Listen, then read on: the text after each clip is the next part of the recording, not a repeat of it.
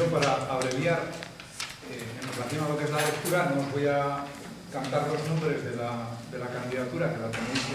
Léela entera, por favor. La leo entera. La tenéis ahí, ¿no? Digo, en relación a eso, que hay que destacar de la candidatura al Comité Ejecutivo. No hay cambio de personas y incorporamos un área nueva que tiene que ver con la coyuntura que estamos atravesando. El área que se incorpora en la responsabilidad de Lady Segarteri es desempleados, desempleadas, personas desempleadas. No hay que contaros la coyuntura en la que estamos. Hemos discutido, habida cuenta de que en el pasado estructurar de una manera firme un trabajo con las personas desempleadas es muy complicado, porque en una situación de desempleo bajo la gente rota en el mercado de trabajo y es muy difícil mantener unas estructuras estables para dar continuidad al trabajo que nosotros queremos hacer en ese ámbito. Estamos en una situación de desempleo estructural muy alto.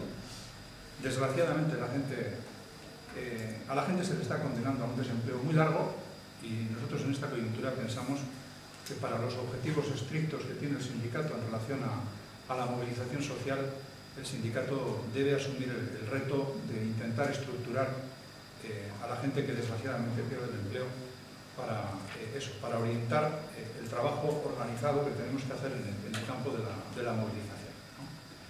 Resaltaros en relación a la lista que la media de edad del Comité Ejecutivo es de 45 años y que, si bien es cierto que en el Comité Ejecutivo no se dan cambios de personas, en el Comité Nacional, desde el último Comité Nacional, desde el anterior Congreso, Comité Nacional hasta este, se han producido 11 cambios que tenemos en estos momentos.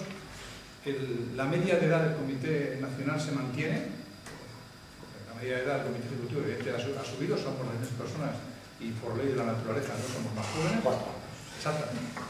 Y en ese sentido decir que la preocupación que se nota de los datos que ha leído Amaya, que tienen que ver con que un 50% de congresistas sean nuevos, que vayan por primera vez a un congreso, significa que nosotros tenemos una obsesión de siempre por la renovación que se ve en la gente que va al congreso, se ve en la renovación que se da en el Comité Nacional, se ve en la presencia de más mujeres en el Comité Nacional. De 36 miembros, 16 son mujeres, 4 más que en el anterior congreso, y los 11 cambios que he dicho de personas nuevas que se han incorporado. Y para completar el cuadro de las renovaciones, para dar la idea de la renovación del sindicato, citaros que vamos a un congreso con 4 secretarios generales de las 4 federaciones, que ninguno llega a los 40 años. El secretario general del Metal, Unai Martínez, tiene 37, el responsable de lo que es Servicios Públicos, Luis Adán, Igor Izaguirre, tiene 37, la responsable de sector servicios privados, tiene 35, Mirari Irure, y el responsable de AIMBAT, Luis Fernández, tiene 39 años, ¿no? Eso en relación a lo que es la información, y os evito la lectura de las personas porque ya lo tenéis ahí. Bien, ¿y qué vamos a discutir? Bueno, yo no os voy a contar la ponencia porque sería consideraros delegados de las congresistas y daros una chapa. Vamos a resumir, ¿verdad? Vamos a intentar hacer un resumen. Y evidentemente yo voy a tratar de traer la coyuntura a la ponencia y dar unas pinceladas de cuál es nuestra preocupación. Bueno, estamos en una situación tremendamente dura, en donde las políticas públicas que se están poniendo en marcha condenan a mucha gente al desempleo y condenan a mucha gente a la pobreza. Y eso nosotros lo describimos con una dureza extrema y, sin embargo, pensamos que es una grandísima oportunidad para quienes crean en las políticas sociales, para quienes creemos en las políticas alternativas. Y en ese sentido, ella dice que asume el reto de representar los intereses de clase, de representar los intereses de la gente que tiene empleo, para que dignifique su empleo, de la gente que se ve expulsada del mercado de trabajo, para que encuentre en ella un instrumento para forzar el cambio de las políticas a la vista de cuál es la situación que tenemos. En ese sentido, ambición, mucha ilusión, en los cuadros del sindicato y pensamos que es una gran oportunidad para desarrollar el trabajo que nos corresponde. ¿Por qué está pasando esto?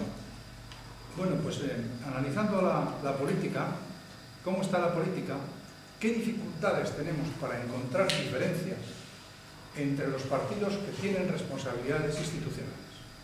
Hay que buscar mucho para encontrar las diferencias profundas de políticas alternativas entre los que tienen la responsabilidad de gestionar los intereses públicos, ¿no? Y yo traigo a colación Cataluña porque se está hablando mucho de Cataluña después de las elecciones, pero en Cataluña nosotros pensamos que, como está pasando en el resto de países, de estados, quien hace recortes lo paga.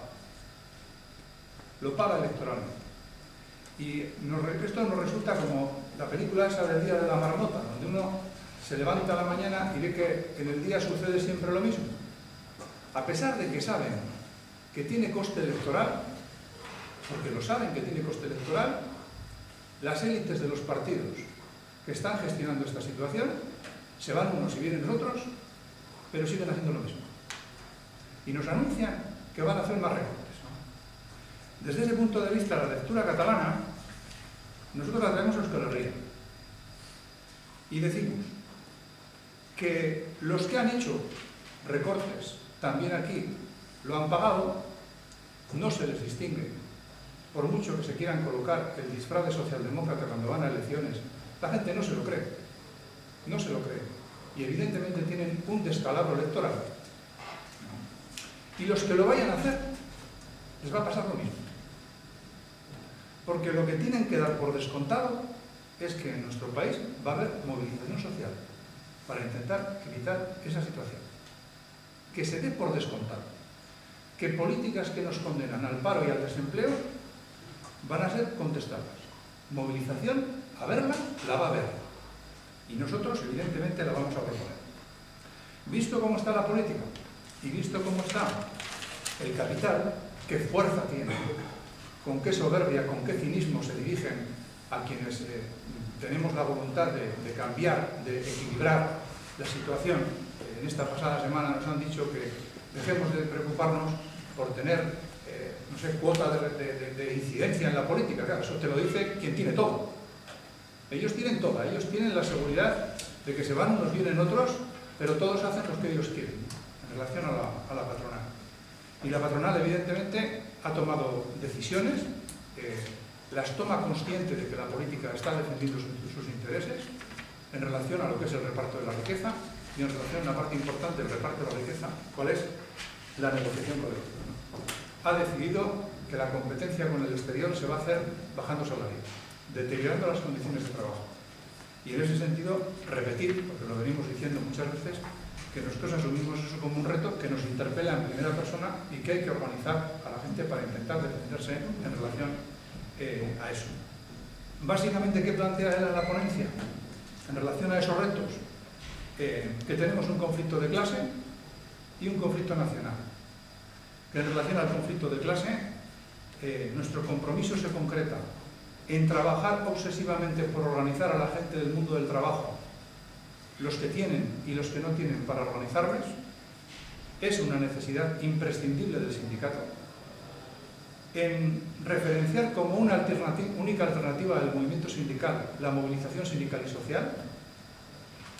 Profundizar y trabajar mucho en las áreas de la organización para contar con militancia. No es posible llevar adelante un sindicato que tenga como objetivo propuestas alternativas sin militantes, y esforzarnos desde nuestra responsabilidad en consolidar alianzas sindicales y sociales que tengan por objeto políticas alternativas. Repetimos, en la ponencia, nosotros no creemos en el diálogo social, no porque no creamos en el diálogo social, porque no hay, ¿no? Y el diálogo social se ha convertido en un fin, es un instrumento utilizado por gobiernos y por patronal para intentar adormecer la situación, para que sus políticas vayan adelante. Hoy eso es un teatro y evidentemente nosotros, la condición de la alianza sindical y social pasa por que la referencia de la movilización no se discuta y porque no se dé cobertura y no se participe en teatralizaciones que nada tienen que ver con nuestros objetivos. Y en relación al compromiso abertzale, nosotros no repetimos todo, hay cosas que son nuevas en la ponencia en relación a este tema, ¿no? Nosotros vemos al Estado en una posición absolutamente firme. El pacto de Estado, esté el Partido Socialista o esté el Partido Popular, nosotros no tenemos ninguna duda de que niega el derecho a nuestro pueblo a que decida lo que quiera. En este caso nosotros evidentemente planteamos la soberanía. El punto de vista de un sindicato no es un punto de vista cualquiera.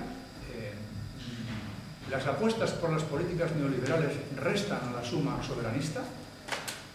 Nosotros de eso estamos muy convencidos y la aportación más genuina que el movimiento sindical que nosotros representamos hace a la construcción nacional y a la lucha por la soberanía es que lo social no quede relegado, que no quede a un lado.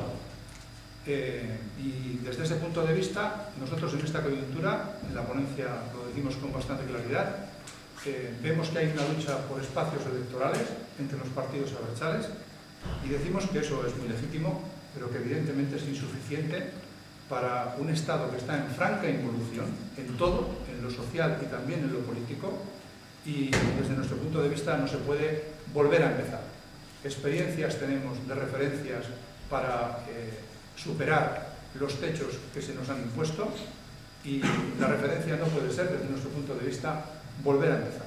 Volver a empezar es tener una propuesta, llegar a un determinado lugar, guardarla en el cajón y volver a empezar. No, desde nuestro punto de vista son más. Y luego hay un elemento transversal en toda la ponencia, con esto termino, que es un código muy interiorizado en nuestra organización y es la autonomía sindical, social y política de ELA para dirigirse al mundo económico y al mundo político sin ningún tipo de subordinación y deseando, que no lo hemos logrado, desgraciadamente no lo hemos logrado, que la clase política vasca acepte una dialéctica con ELA en donde ELA va a ser una organización no subordinada a ningún partido, no subordinada a ningún gobierno y no subordinada al capital. Bueno, abajo una honetan, guk ikusten du